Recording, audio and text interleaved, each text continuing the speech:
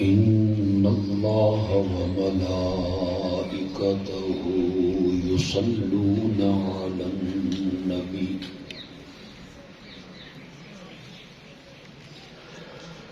يا أيها الذين آمنوا صلوا عليه وسلموا تسليما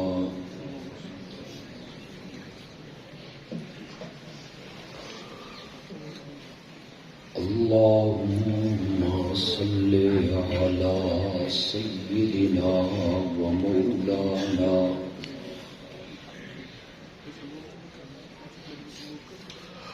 محمد النبي الأمي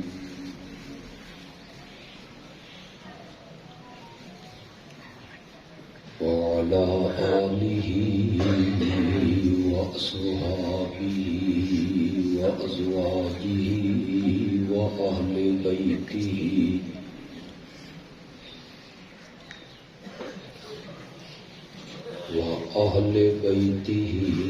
وعترته وبارك وسلم ثم صل عليه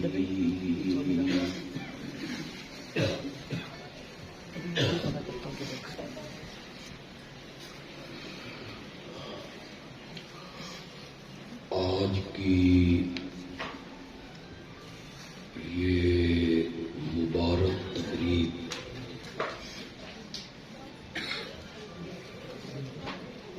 یہاں قائم ایک دینی ادارہ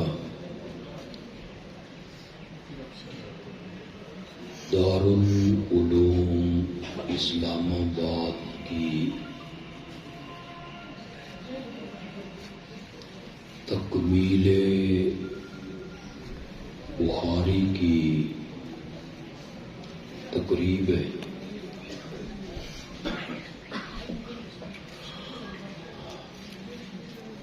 ہمارے ان عزیزوں نے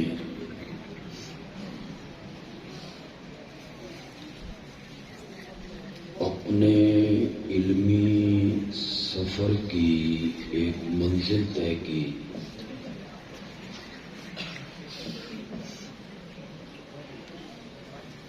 اور آج ان کے سروں پر دستار فضیلت رکھی گئی۔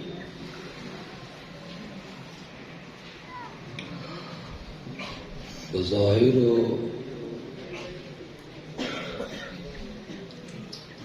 اس دستار کا کوئی زیادہ وزن نہیں ہے،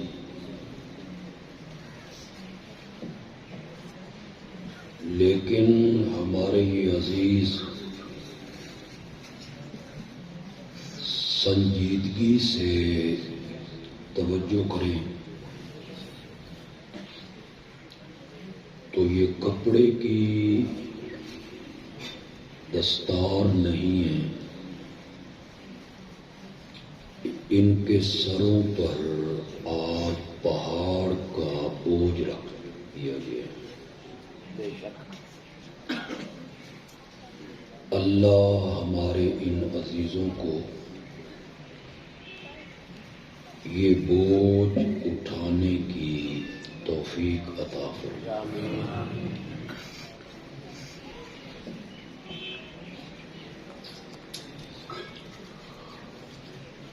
پہلی امتیں جو گزر گئیں اور امت محمدیہ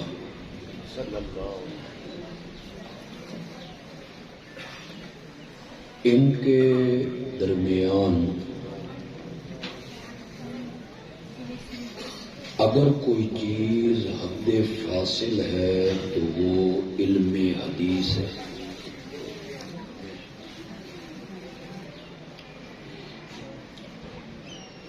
علم حدیث کی وجہ سے یہ امت پہلی امتوں سے منفرد اور ممتاز نظر آتی.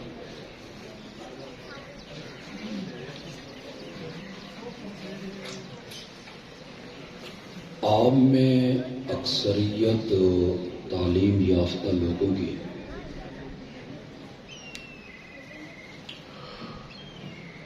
کیا یہ حقیقت نہیں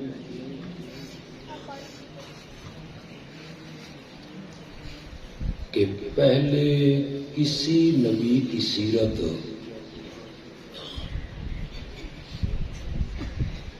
پہلے کسی نبی کی زندگی کے حالات پہلے کسی نبی کے اقوال فرامین ارشادات آج کہیں بھی محفوظ ہو نہیں.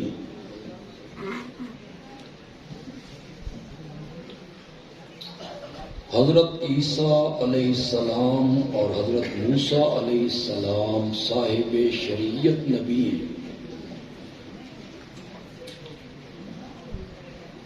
لیکن حضرت عیسیٰ علیہ السلام کی زندگی کے حالات، ان کی سیرت، ان کے ارشادات، فرامین آج کہیں بھی محفوظ ہو نہیں. اگر حضرت عیسیٰ علیہ السلام کے متعلق کچھ معلومات دنیا کے پاس ہیں کہ مریم تنہائی میں فرشتہ آیا، انہوں نے پناہ طلب کی، انہوں نے بیٹے کی خوشخبری دی، مشرق کی جانب چلی گئیں، ایک درخت کے نیچے بیٹھیں، کھجوریں گرنے لگیں، چشمہ جاری ہو گیا. عیسیٰ گود میں آئے، کلام کیا. کیا کلام کیا؟ انہیں کیا معجزے دیے گئے؟ اگر حضرت عیسیٰ کے متعلق کچھ معلومات آج دنیا کے پاس ہیں تو یہ ہمارے قرآن کی مہربانی ہے. بے شک. ورنہ عیسائیت کے پاس اپنے نبی کی سیرت پہ کہنے کے لیے کچھ بھی نہیں. ان کی زندگی کے حالات ان کے پاس محفوظ نہیں، ان کے ارشادات، فرامین، اقوال ان کے پاس محفوظ ہو نہیں. توجہ ہے نا آپ کی؟ غالباً اسی لیے پوری دنیا کے عیسائیوں نے کبھی حضرت عیسیٰ کی سیرت پہ کوئی تقریب منعقد نہیں کی.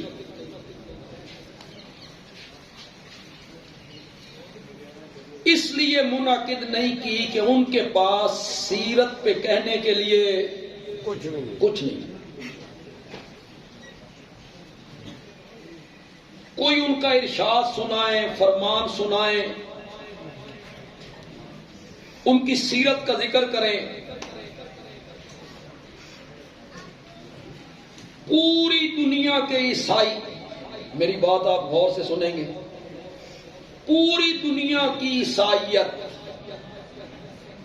سیرت عیسیٰ پہ کوئی پروگرام نہیں کرتے، کر بھی نہیں سکتے. وہ 25 دسمبر کو عید میلاد مسیح مناتے ہیں. اس میں صرف ان کی پیدائش کا، میلاد کا، ولادت کا وہ ذکر کرتے ہیں. یہ ان کی مجبوری ہے، یہ عیسائیت کی مجبوری ہے کہ وہ میلاد مسیح منائیں. اس لیے کہ اپنے نبی کی سیرت پر ان کے پاس کہنے کے لیے کچھ نہیں. میلاد منانا میری مجبوری کوئی نہیں. میرے پاس تو اپنے نبی کی سیرت کا ایک ایک لحظہ محفوظ ہے.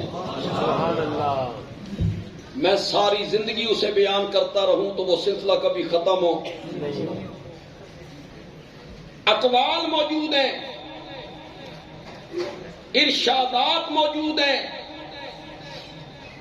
گھر سے کیسے نکلے، کیسے گھر میں آئے، گھر کے اندر کیا کرتے تھے. یہ جو تعدد ازواج ہے کہ آپ نے 11 شادیاں کی اور آج مختلف ممالک کے لوگ انہی شادیوں کی وجہ سے میرے نبی کے خاکے بناتے ہیں، انہی شادیوں کو بنیاد بناتے ہیں.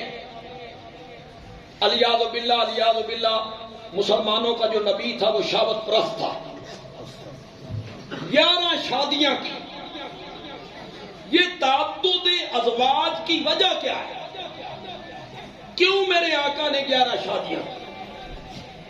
انسان کی زندگی کے 2 حصے ہیں، ایک گھر سے باہر گزرتا ہے، ایک حصہ گھر کے اندر گزرتا ہے.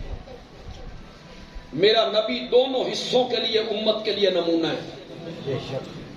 جو گھر سے باہر زندگی تھی اس کو بیان کرنے والے ہزاروں صحابہ تھے. مسجد میں کیسے آئے، کون سا پاؤں مسجد میں پہلے رکھا، نکلتے ہوئے کون سا پاؤں پہلے باہر نکالا، امامت کس طرح فرمائی، سواری پہ کس طرح آئے، سواری سے کس طرح اترے، سفر کیسے شروع کیا. یہ زندگی جو باہر کی تھی اس سے ہزاروں صحابہ نقل کرتے تھے. اور وہ جو گھر کے اندر کی زندگی تھی وہ بھی تو امت کے لیے نمونہ بننی تھی. اسے 1-2 عورتیں بیان نہیں کر سکتی تھیں. میرے نبی نے 11 شادیاں کی تاکہ میرا گھریلو زندگی کا جو حصہ ہے وہ بھی امت کے سامنے آئے. وہ گھر کی زندگی محفوظ ہے. کیسے سوتے تھے، سوتے ہوئے کروٹ کون سی ہوتی تھی، ہاتھ کون سا ہوتا تھا، رخسار کون سا ہوتا تھا. صرف اقوال نہیں، صرف میرے نبی کے ارشادات نہیں، میرے نبی کی مسکراہٹ محفوظ ہے. کیسے مسکرائے، میرے نبی کی ادائیں محفوظ ہیں. ادائیں میں صرف ایک مثال پیش کر دیتا ہوں. ان ہمارے عزیزوں نے حدیث کی مختلف کتابوں میں باب و سجود السہو میں پڑھی. میرے آقا نے زور اور عصر کی نماز، زور تھی یا عصر، 4 رکعتوں کی بجائے 2 رکعتوں پہ سلام پھر.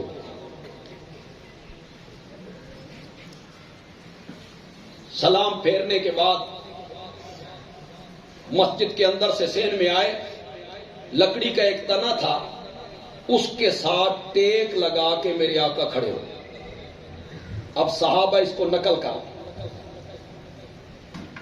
صحابہ خاموش ہیں. صحابہ کے ذہن میں ہے کہ وہی اترتی رہتی ہے، وہی آئی ہوگی اور رکعتیں کتنی ہو گئی ہوں گی. سب صحابہ خاموش. آپ وہاں کھڑے ہیں تنے کے ساتھ. ایک صحابی جس کے ہاتھ ذرا لمبے تھے اور میرے آقا اس سے مزاح کر لیا کرتے. لفظ میرا آپ نے سمجھ، مزاق نہ مزاح. مزاق اور مزاح میں یہ فرق ہے. مزاق کہتے ہیں دوسرے کی توہین کر کے ہنسی کا ماحول بنانا، یہ مزاق ہے. مزاح کسی کی توہین نہ ہوتی ہو اور محفل تھوڑی سی خوشگوار ہو. یہ میرا صوفی پان بھی چنگا نہیں ہوتا، بندہ صوفی پانی چی رہا بس اوپر چادر بدل لپیٹ کے رہے اور بولنا نہیں اور ہنسنا نہیں. آپ مزاح کر لیں، صحابہ بھی آپ سے کر لیتے.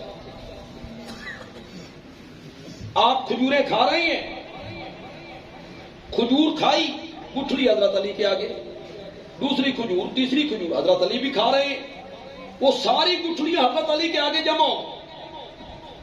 آپ نے فرمایا بلے بلے، علی کو دیکھو کتنی کھجوریں کھا گئے. حضرت علی نے فرمایا یا رسول اللہ لگدا تساں گٹھلیاں سمیت کھا دیا. تھوڑا سا مزاح کرو، اس میں کسی کی توہین نہیں. میرے آقا کبھی کبھی یہ کر لیا کرے. ایک صحابیہ اس نے کہا جی میں نے سفر کرنا ہے، اونٹ چاہیے. آپ نے فرمایا اونٹ تو نہیں ہے، اونٹ کا بچہ ہے. تو وہ کہتا ہے میں نے تو اونٹ کے اوپر چڑھنا تھا، اس بچے کو میں اپنے اوپر چڑھنا، بچے کو میں نے کیا کرنا ہے.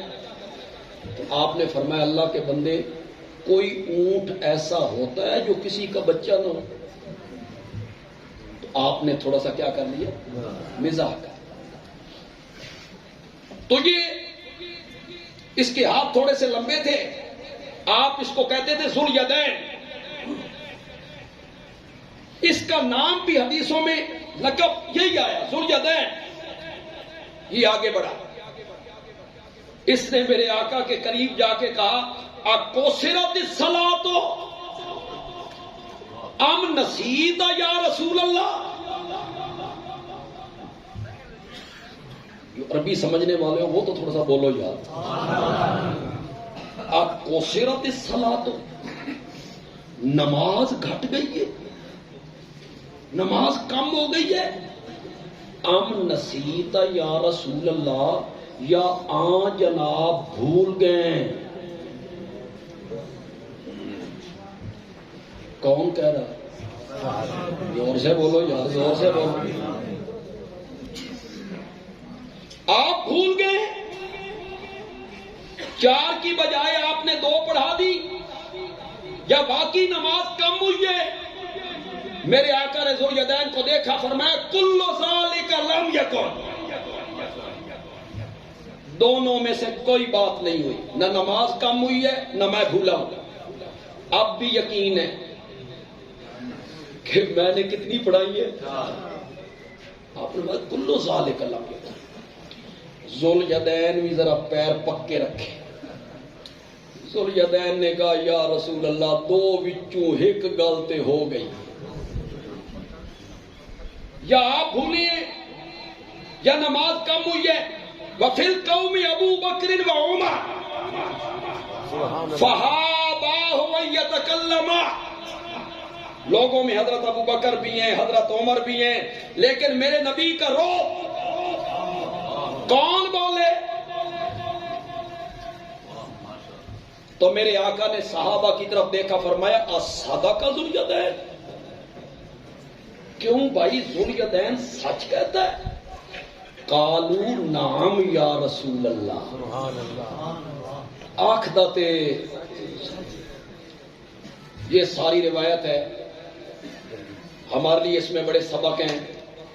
صحابی اس کو نقل کر رہے ہیں، ہماری ضرورت تھی، لیکن راوی نے، صحابی نے میرے نبی کا تنے کے ساتھ کھڑے ہونے کا جو انداز تھا نا، وہ بھی حدیثوں میں نقل کرتے.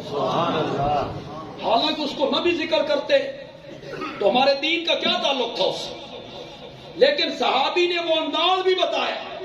کہتا ہے شبہ کا بین اصابع،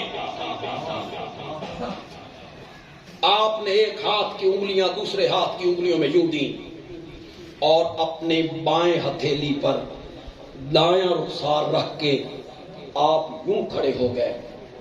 میرے نبی کی سیرت تو اپنی جگہ پہ رہ گئی، میرے نبی کی تو ادائیں بھی محفوظ ہیں، یہاں تک محفوظ ہیں رخسار کون سا تھا، ہتھیلی کون سی. پہلی امتوں میں اور امت محمدیہ میں مابہل امتیاز، یا جسے حد فاصل آپ کہتے ہیں، وہ کیا ہے؟ علم اس علم کی وجہ سے ہم پہلی امتوں سے ممتاز ہو جاتے ہیں کہ پہلے نبیوں کے اقوال محفوظ نہیں، اور آمنہ کے لال کے اقوال بھی محفوظ ہیں، ارشاد بھی محفوظ ہیں، ادائیں بھی محفوظ ہیں۔ سمجھ گئے ہیں؟ سمجھ گئے ہیں؟ ہوں تھوڑے تو میرے درمیان فاصلہ پہ ہے، ماحول ایسا بنا ہوا ہے جیسے لیکچر نہیں دیتا بندہ، اسی لیکچر والے خطیب نہیں، اسی تے سامعین گھل مل کے رہنے والے لوگ، لیکن چلو گزارا کرتے ہیں۔ تسی اتھو ہی سبحان اللہ کھوتے، میں اگلی سیڑھی پہ آپ کو چڑھا دیتا ہوں۔ سبحان اللہ۔ چونکہ علم حدیث پہلی امتوں اور ہماری اس امت کے درمیان حد فاصل ہے، اس لیے ضروری تھا کہ اس علم حدیث کے جو پہلے راوی ہیں، جن کے ذریعے یہ علم حدیث ہم تک پہنچا ہے، وہ سارے صادق بھی ہوں، عادل بھی ہوں۔ انہی کے ذریعے محمد مصطفیٰ زندہ باد، صحابہ زندہ باد، صحابہ علامہ بندیالوی زندہ باد۔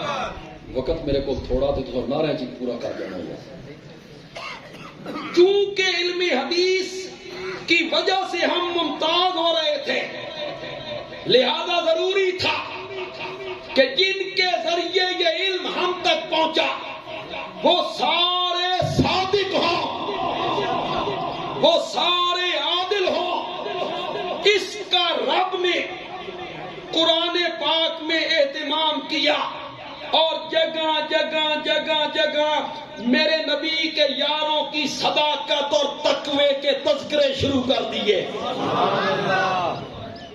کہ انہی کے ذریعے علم حدیث ہم تک پہنچا تھا۔ قرآن نے اس کا ذکر کیا، اولئک هم الصادقون، اولئک هم المتقون، اولئک هم المفلحون، اولئک هم الراشدون، اولئک هم المؤمنون حقا، اولئک حزب اللہ رضی اللہ عنہم اعد لهم جنات، اعد لهم، کیا بات ہے، اعد لهم جنات تجری تحتها الانہار۔ علماء معاف کر دیں تو بندیالوی ایک بات کہا کرتا ہے اکثر جلسوں میں کہ صحابہ کو جنت کی اتنی تلاش نہیں تھی جتنی خود جنت کو صحابہ کی تلاش تھی۔ اعد لهم جنات تجری تحتها، قرآن نے ان کے تقوی کا ذکر کیا، صداقت کا ذکر کیا، امانت کا ذکر کیا، رشد و ہدایت کا ذکر کیا، فوز و فلاح کا ذکر کیا، اپنی رضا کی صنعت کا ذکر کیا، جنت کے انعام کا ذکر کیا۔ کیوں کیا؟ اس لیے کہ یہ دین پہنچانے کے عینی گواہ تھے۔ یہ کیا تھے؟ عینی گواہ، موقع دے گواہ۔ صحابہ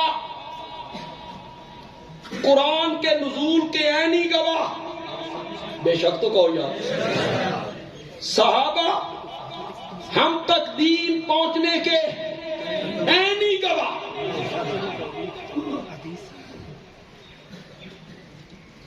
پھر کہوں گا مجھے زیادہ محنت نہیں کرنی پڑے گی کہ میں جو حلا میں نہیں کھڑا۔ جب عدالت میں استغاثہ کرتے ہو اور گواہ پیش کرتے ہو کہ یہ میرا گواہ ہے، مخالف فریق آپ کے گواہ پہ جرح کر دیتا ہے، یہ جھوٹا ہے، جرح ثابت ہو گیا، گواہ جھوٹا ثابت ہو گیا، کیس کہاں جائے گا؟ کیس خارج ہو جائے گا۔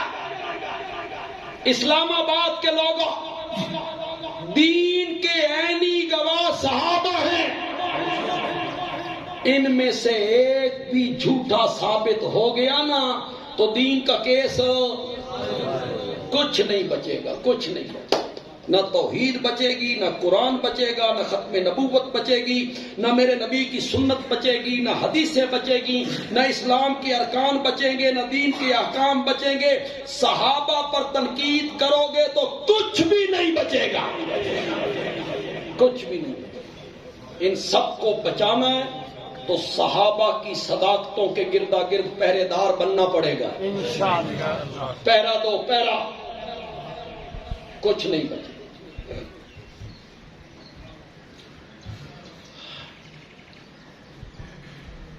یتیم بچہ تھا، اس نے اپنی ماں سے ضد کر لی، اماں حلوہ کھا۔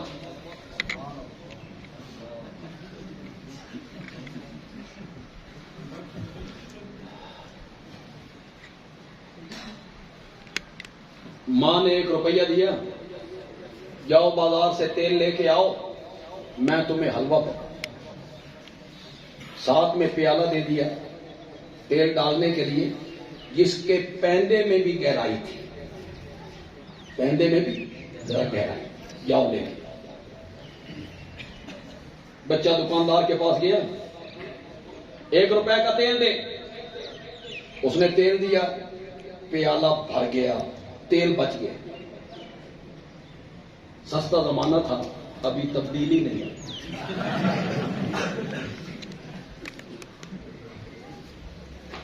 دکاندار نے کہا باقی کا تیل کہاں ڈالوں؟ بچے تو پھر بچے ہوتے ہیں، طبیعت کے بڑے سادہ ہوتے ہیں، ان میں ایک ہی خامی ہوتی ہے کہ بڑے ہو جاتے ہیں، باقی بڑے اچھے ہوتے ہیں۔ بچہ تھا، سادہ تھا، ہو سکا ادے پا لے، وہ جو پیندے کی طرف گیا، دکاندار نے بھی اس طرف ڈال دیا۔ اللہ کرے میں بات پوری کروں، آپ سمجھ جائیں کہ بندیالوی نے یہ مثال کیوں دی۔ گھر آیا، ماں نے کہا روپیے کا اتنا تھوڑا تیل؟ اس نے کہا اماں ادے بھی ہے۔ پھر نہ تیل ادھر رہا اور نہ تیل ادھر رہا۔ اگر صحابہ نہیں بچیں گے نا تو نہ دین ادھر رہے گا نہ دین ادھر رہے گا، کچھ نہیں۔ قرآن نے صحابہ کی صداقتوں، رشد و ہدایت کا تذکرہ کیا، اور اسی لیے میری یہ بات پلے باندھ لیجئے، اسی لیے صحابہ کی جماعت کو تنقید سے بالا تر قرار دیا گیا، اسی لیے بالا تر قرار دیا گیا۔ باقی ہر ایک پہ تنقید ہو سکتی ہے، مجھ پہ ہو سکتی ہے، میرے استاد پہ بھی ہو سکتی ہے، میرے مرشد پہ بھی ہو سکتی ہے، امام بخاری پہ بھی ہو سکتی ہے، کسی مفتی پر، فقیہ پر، مفسر پر، محدث پر، خطیب پر، قاری پر، حافظ پر تنقید ہو سکتی ہے، صحابہ پر تنقید نہیں ہو سکتی، نہیں ہو سکتی۔ میرے عمل سے آپ بحث کر سکتے ہیں، میرے استاد کے عمل سے بحث کر سکتے ہیں، محدث مفسر کے اعمال سے آپ بحث کر سکتے ہیں، صحابہ کے عملوں سے آپ بحث نہیں کر سکتے، نہیں ہے آپ کو اجازت۔ یہ میں نے جذباتی بات کہی، میرے پاس دلیل ہے اس کی، اور اتنی مضبوط دلیل ہے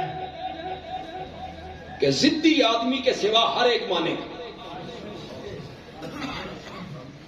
مجھے اگر علم کی دولت ملی، لوگ کہتے ہیں کہ یہ عالم ہے، یہ آج عالم بن رہے ہیں، یہ مرتبہ مجھے ملا محنت سے، محنت کی، بندہ محنت کرے حافظ بن جائے، بندہ محنت کرے قاری بن جائے، بندہ محنت کرے مفسر بن جائے، بندہ محنت کرے محدث بن جائے، بندہ محنت کرے مفتی فقیہ بن جائے، بندہ محنت کرے صحابی بن جائے۔ شاباش شاباش شاباش۔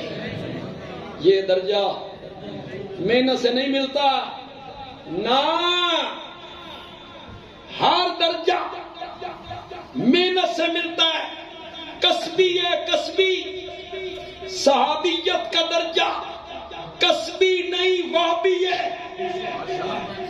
کمائی سے، محنت سے، نماز پڑھنے سے، جہاد کرنے سے، ذکر کرنے سے، تسبیح رولنے سے صحابیت کا درجہ نہیں ملتا، نہیں ملتا۔ صحابیت کا درجہ عطا الہی ہے۔ کون عطا کرتا ہے؟ اللہ۔ علم کی وجہ سے ملتا نا، خدا دی قسم امام اعظم امام ابو حنیفہ بھی صحابی ہوتا اگر علم کی وجہ سے ملتا۔ تقوی کی وجہ سے ملتا تو شیخ عبد القادر جیلانی رحمت اللہ علیہ صحابی ہوتا، ابن حجر صحابی ہوتا، علم کی وجہ سے ملتا۔ لیکن نہیں، امام اعظم کو، امام بخاری کو، شیخ عبد القادر جیلانی کو اللہ نے میرے نبی کے زمانے میں پیدا نہیں کیا، حبشے کے بلال کو میرے نبی کے زمانے میں پیدا کر دیا ہے۔ کسبی نہیں ہے، وہابی ہے، وہابی۔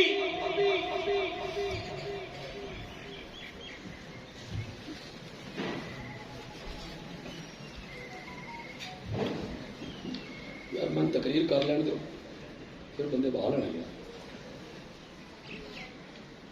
یا میں چھوڑ کے ٹر جاؤں۔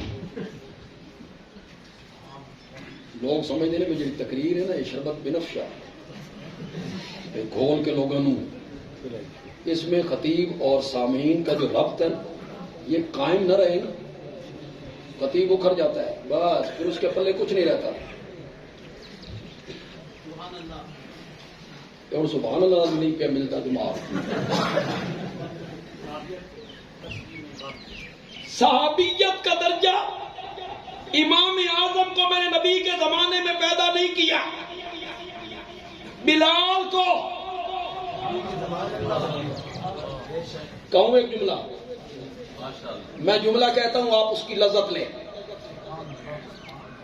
بلال کو حبشے سے اٹھایا، پھر منڈیوں میں بکوایا، پھر مکے میں پہنچایا، پھر رب بلال کو میرے نبی کے قدموں میں لایا، اور بلال جب میرے نبی کے قدموں میں آیا تو رب نے اس کے قدموں کی آہت کو جنت میں پہنچا کے رکھ دیا تھا۔ صحابیت کا درجہ، مجھے چونکہ مرتبہ ملا عمل کی وجہ سے، محنت کی وجہ سے، مجھ پہ تنقید ہو سکتی ہے۔ صحابیت کا درجہ اعمال کی وجہ سے نہیں ملتا تو صحابی کے عمل سے بحث بھی نہیں ہو سکتی، نہیں ہو سکتی۔ فلاں صحابی نے یہ کیا تھا، یہ کیا تھا، یہ کیا تھا، یہ کیا تھا، پٹاری کھول کے بیٹھ جاتے ہو۔ خدا کی قسم شین میرا مخاطب نہیں ہے، نا میرا تو مخاطب ہی سین ہے۔ وہ سین جو شین کے اتنا قریب ہے جتنا سین شین لکھنے میں قریب ہوتے ہیں۔ سین کے بعد کیا لکھتے ہیں؟ یہ پکڑ کے ان کو امام باڑے کے دروازے پہ لے جاتا ہے، تو تک میں لے آیا اگے تو بلا۔ پٹاری کھول کے بیٹھ جاتے ہو، ہمیں دکھاتے ہو تاریخ کی کتابیں کہ تبری نے یہ لکھا ہے، ابن اسیر نے یہ لکھا ہے، ابن کثیر یوں کہتا ہے، ابن خلدون یوں کہتا ہے، علامہ طفتازانی نے یوں لکھا ہے، فلاں عالم، فلاں محدث، فلاں مفسر، فلاں فقیہ، یہ حوالہ، یہ حوالہ، یہ حوالہ۔ پڑھا لکھا ہمارا نوجوان کہتا ہے اتنے حوالے، یہ سب معاویہ پہ تنقید کر رہی ہیں، یہ سب حضرت مغیرہ پہ تنقید کر رہی ہیں۔ بندیالوی ایک بات کہنے لگا ہے، تیرے سارے حوالے ہضم. جادوگروں نے لاٹیاں پھینکی نا، وہ سانپ بنی نہیں. جادو میں چیز کی حیت نہیں بدلتی. لاٹیاں لاٹیاں رہی، دیکھنے والوں کو نظر آتا تھا کہ کیا بن گئی. ہزاروں کی تعداد میں سانپ پھنکار رہے ہیں. حضرت موسیٰ علیہ السلام ڈر گئے. اللہ نے کہا لا تخف انک انتل. ڈرنے کی وجہ کیا تھی؟ ڈرنے کی ایک وجہ یہ بھی ہو سکتی ہے مولا میری سوٹی بھی تے سب بھی بڑھنی ہے، اور ان کی لاٹیاں بھی لوگوں کو کیا نظر آ رہی ہیں. تو ان فرعونیوں کو کیسے سمجھ آئے گا کہ معجزہ کیا ہے؟ اور یہ ڈرنے کی ایک وجہ اور بھی ہو سکتی ہے. علماء اگر اجازت دیں، ڈرنے کی وجہ یہ بھی ہو سکتی ہے مولا ان کا فن تھا، ان کا ہنر ہے، ان کا علم ہے، جہاں چاہیں جس وقت چاہیں جس کے سامنے چاہیں یہ فن اور فریب دکھا دے. سو انہوں نے دکھا دیا. مولا میری لاٹھی کا سانپ بننا وہ میرے اختیار میں نہیں ہے، وہ تیرے اختیار میں ہے. پتہ نہیں ہوں تیری مرضی بنتی بھی ہے کہ کوئی نہ. کہ جے مولا تیری مرضی نہیں نہ بنتی تو میرے پلے. اللہ نے فرمایا ڈرو نہیں، لاٹھی پھینکو. لاٹھی پھینکی، وہ حقیقت میں سانپ بنا. وہ جتنا ڈھونگ تھا نا 1 2 3 4 5 6 سب کو نگل گیا. جتنی پٹاری تو کھولی ہے نا، تاریخ کی کتابیں اور علماء نے یوں لکھا میں حضرت موسیٰ علی لاٹھی سٹن لگنا. سب ادب. بندیالوی کی ایک بات پلے باندھ لو، دنیا کا کوئی آدمی تمہیں صحابہ سے بدگمان نہیں کر سکے گا. بندیالوی کہتا ہے صحابہ کتابی اور تاریخی شخصیات نہیں ہیں، صحابہ قرآنی شخصیات ہیں. ہم نے یہ نہیں دیکھنا کہ طبری کیا کہتا ہے، ہم نے یہ نہیں دیکھنا کہ ابن اسیر کیا کہتا ہے، ہم نے یہ نہیں دیکھنا کہ فلاں عالم نے کیا لکھا ہے. ہم نے یہ دیکھنا ہے کہ قرآن میں میرے نبی کے صحابہ کے بارے میں رب کیا کہتا ہے. رب کہتا ہے اولئک هم المؤمنون حقا، اولئک هم المؤمنون، اولئک حزب اللہ. کہو یار ایک دفعہ اولئک حزب اللہ. میرا سونا پیغمبر اے یار تیرے نے تے فوج میری ہے. صحابہ کس کی فوج ہے؟ یہ جب اللہ کہہ رہا تھا اولئک حزب اللہ، اس وقت میں تھا؟ آپ تھے؟ علماء دیوبند، علماء اہل حدیث، علماء بریلی، امام اعظم، امام شافعی، امام مالک، امام احمد، شیخ عبد القادر جیلانی، سلطان باہو، علی یہ تھے؟ جب اللہ کہہ رہا تھا اولئک حزب اللہ، کون تھا؟ زور سے بولو یار، زور سے. اے یار تیرے نے فوج میری ہے. پاکستان کی فوج کی وفاداری پر کہ یہ ملک کی سرحدوں کی وفادار نہیں، یہ فوج پر تنقید نہیں ہو سکتی، نہیں ہو سکتی.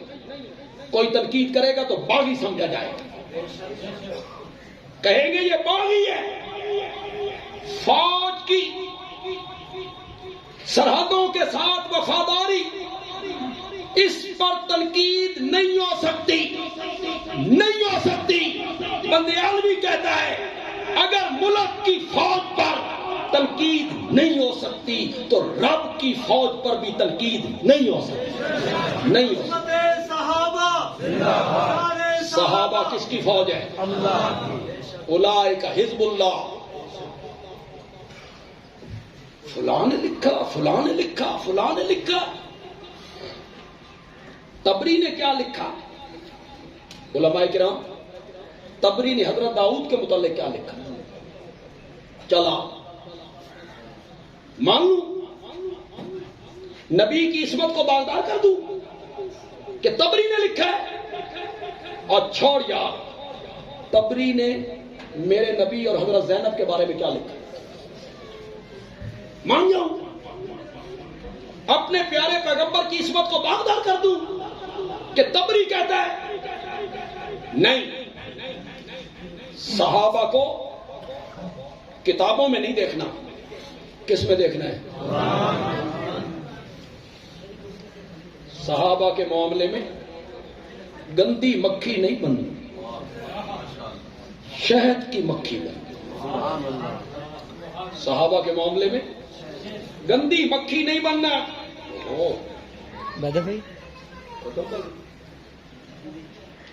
صحابہ کے معاملے میں گندی مکھی نہیں بننا، شہد کی مکھی بننا ہے. گندی مکھی بیٹھتی ہے غلاظت پر، گندی مکھی بیٹھتی ہے نجاست پر، گندی مکھی بیٹھتی ہے گند پر، اور شہد کی مکھی پھولوں پر، پھلوں پر، سبزے پر. صحابہ کے معاملے میں گندی مکھی بن کر صحابہ کو تاریخ کے ورقوں میں نہیں دیکھنا، شہد کی مکھی بن کے قرآن کے صفحوں میں دیکھنا ہے. قرآن صحابہ کے بارے میں کیا کہتا ہے؟ بس آخری جملہ کہنے لگا، مجھے اخلاق یہ اجازت دیتا ہے، مجھے شریعت اجازت دیتی ہے، مجھے قانون اجازت دیتی ہے. قانون بھی، اخلاق بھی، شریعت. میرا جملہ ضائع نہیں ہونا چاہیے، اس کی تہہ تک آپ پہنچے. یہ تینوں مجھے اجازت دیتے ہیں کہ میں صحابی پر تنقید کرنے والے سے پوچھوں، میاں تو اپنا تعارف کروا، تو کون ہے؟ تو اپنا تعارف کروا، تو کون ہے؟ جن پہ تو تنقید کر رہا ہے ان کے لیے میرا نبی جھولیاں اٹھا اٹھا کے دعائیں مانگا کرتا تھا. ان کو رب نے جنت کے پروانے ہاتھ میں تھمائے ہیں. تو دس، تو کون ہے؟ بس آخری جملہ ہے اور جوبن پہ ختم کرنا چاہتا ہوں، لیکن چاہتا بھی یوں کہ لوگ سمجھ جائیں. اگر معاویہ صحابی ہے اور سین تو اس کو صحابی مانتا ہے، صحابی مان کے تنقید کرتا ہے نا، صحابی بھی یا تو انکار کر، جرات کرنا. میں انشاءاللہ عشاء کے بعد آج میرا ایک پروگرام ہے، ہاں جی، علی پور. میں نے وہاں عظمت معاویہ پر گفتگو کرنی ہے انشاءاللہ، تفصیلی گفتگو میں نے وہاں کرنی. اگر معاویہ صحابی ہے اور یقیناً ہے تو پھر میرے آقا نے کہا تھا اصحابی کل نجوم،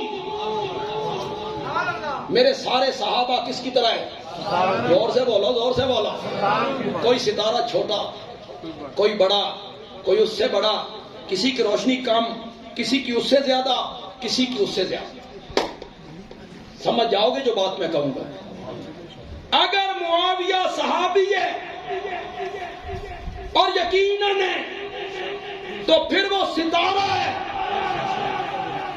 بندیالوی کہتا ہے اگر ستارہ کبھی کالی بدلیوں کے اندر آ بھی جائے،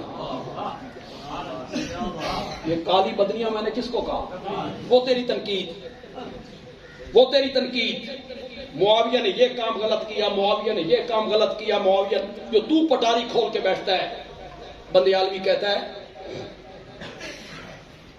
کبھی کبھی خطیب جوش میں بات کرے نا کم دی گل بھی نہ ہوئے تو لوگ آتے ہیں جوش ماریا سبحان اللہ تے آکھنا چاہیے. مزے کی بات یہ ہے کہ میں نرم لہجے میں بات کروں اور آپ کی سبحان اللہ اسی طرح گرم ہو بلکہ اس سے بھی زیادہ ہو. مزہ یہ ہے. بندیالوی کہتا ہے اگر ستارہ کبھی کالی بدلیوں کے اندر آ بھی جائے تو مٹی کے تیل سے جلنے والے دیوے کو زیب نہیں دیتا کہ وہ ستاروں کا منہ چڑھانے لگ جائے۔ میاں تو اپنا تعارف کروا، تو کون ہے؟ تو مٹی دے تیل نال جلنے والا دیوا ہے؟ ہاں، اور جن کو تو منہ چڑھا رہا ہے وہ کون ہے؟ وہ ستارہ ہے۔ جتنے لوگ یہاں بیٹھے ان میں نمازی بھی ہوں گے، کچھ ایسے ہوں گے نماز میں سستی کرتے ہیں، چہرے پہ سنت رسول ہے، کچھ کے چہرے پہ سنت رسول نہیں۔ سچی سچی بات کرو، کیا آپ میں سے ہر بندے کی تمنا نہیں، ہر بندے کی تمنا نہیں کہ خواب کے اندر آقا کی زیارت ہو جائے؟ بولو بولو، زور سے بولو، ہے تمنا کہ نہیں؟ کتنی ہزار مرتبہ لوگ درود پڑھتی ہیں کہ خواب میں آقا کی زیارت ہو جائے، اور جس کو ہو جائے وہ صبح لوگوں کو بتاتا ہے میری قسمت دیکھو، مجھے رات خواب میں آقا کی زیارت ہوئی۔ تو خواب نبی پاک کو دیکھے، تیرے پاؤں زمین پہ نہیں ٹکتے، ان ہستیوں پہ تنقید کرتا پھرتا ہے جو میرے نبی سے مصافحے کرتے تھے، معانقے کرتے تھے، سواری پہ پیچھے بیٹھا کرتے تھے، دسترخوان پہ اکٹھے کھانا کھایا کرتے تھے، ان پہ تو تنقید کرتا پھرتا، ان کی تو غلطیاں گنواتا پھرتا۔ مدینے جائیں نا، مدینے تو واپس آ کے کچھ لوگ ایسے ہو کہ میری قسمت دیکھو، میں روزے دیاں جالیاں دیکھ کے آئے۔ تو روزے دیاں جالیاں دیکھ کے آویں، مدینے دیاں گلیاں دیکھ کے آویں، تیرا سر آسمان نال جا لگدا، ان پہ تو تنقید کرتا پھرتا ہے کہ سحری کے ٹائم میرے نبی نے جھولی پھیلا کے کہا تھا اللہم اجعل معاویۃ ہادیا مہدیا وہب لی۔ سیدنا امیر معاویہ اللہ تعالیٰ توفیق عطا فرمائے۔ وما علینا۔